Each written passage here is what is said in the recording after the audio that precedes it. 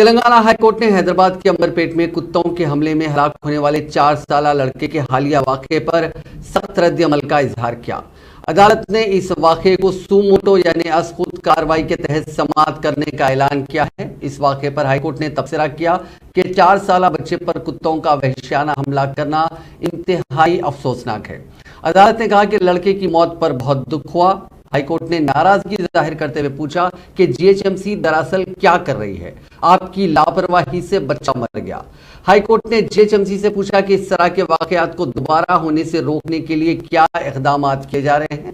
بعد ازاں high court نے chief secretary G H M C, Hyderabad collector, Telangana legal cell authority اور میونسپل آفیسر امبرپیٹ کو نوٹس جاری کیا۔ ہائی کورٹ نے مکمل تفصیلات کے ساتھ جوابی حلفنامہ دائر کرنے کا حکم دیا ہے کہ وہ لڑکے کی موت کے معاوضے کی ادائیگی کے معاملات پر غور کرے گی۔ ہائی کورٹ نے کیس کی مزید سماعت 16 مارچ تک ملتوی کر دی۔